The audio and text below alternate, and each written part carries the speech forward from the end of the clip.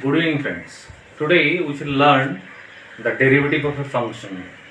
In previous class, we have learned this simple formulas: ddx of x to the power n equal to n x to the power n minus 1.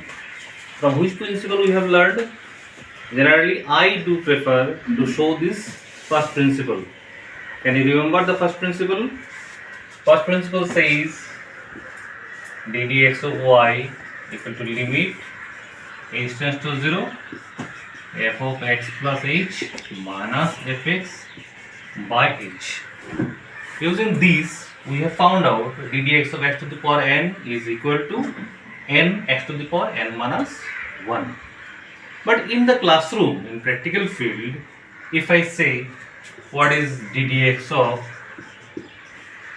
2y6 plus 5 to the power 3, what do they do? They make the mistake, they write 3 into 2y6 plus 5 to the power 3 minus 1. In this case, what we have made the mistake? In this case, ddx of x to the power n equal to n x to the power n minus 1. Often we forget, but I tell here ddx of x will also come. ddx of x will also come.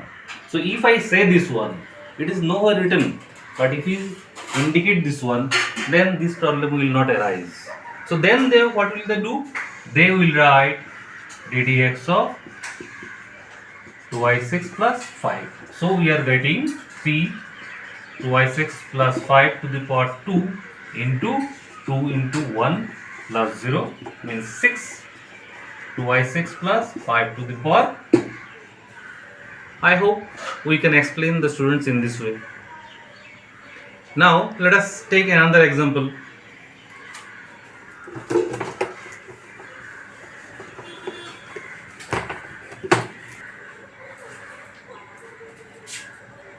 Suppose y equal to sine square 2y6 plus 5.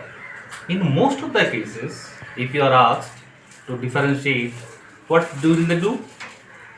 They will write differentiating with respect to x, ddx of y is equal to 2 sine to the power 2 minus x plus 5. But they will forget that along with this we have ddx of sine 2y6 plus 5. So in this way, generally I do prefer to show the children stepwise, not together. For the first step, we have done this one. So next, it will be ddx of sine 2y6 plus 5. So what shall we get?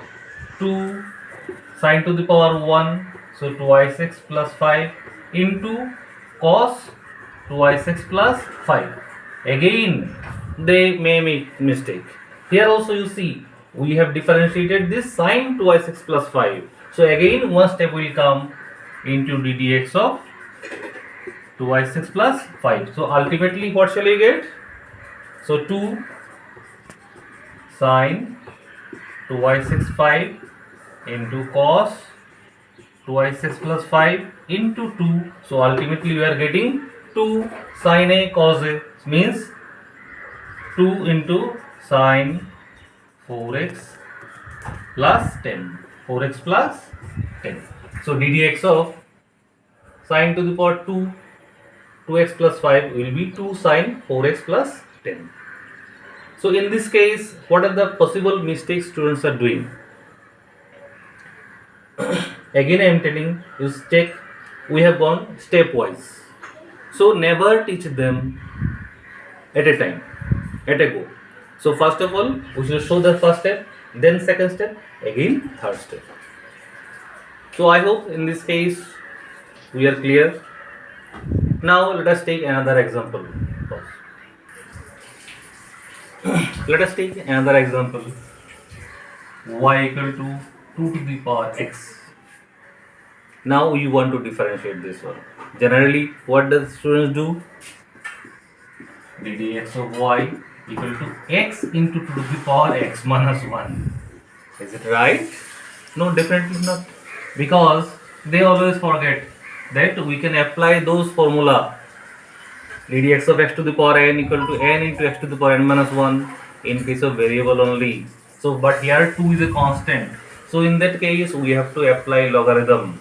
So, let us check how to solve. How do I prefer to show the students? Y equal to 2 raised to x. So, if we take logarithm on both sides, what shall I get? Log of y equal to log of 2 raised to x. Now you see log a to the power n. So I can write this one as x log 2. Now we shall differentiate. If I differentiate ddx of log x equal to 1 by x, but here it is y. So again we have to show this step ddx of y equal to, here these two terms, one is constant, one is variable. So we can keep the constant as it is and ddx of x, which is equal to how much? ddx of x equal to 1. So log 2. So ultimately we have got ddx of y equal to 2 log, not 2, it is y log 2. That means 2 to the power x log 2. So what have we got? ddx of 2 to the power x equal to 2 to the power x log 2. In this way, we can show them. Instead of remembering the formulae ddx of a raised to x equal to a to the power x log a, we can show in this way. Generally, I prefer in this way. So, thank you so much. In next class, we shall see more questions on that. Thank you.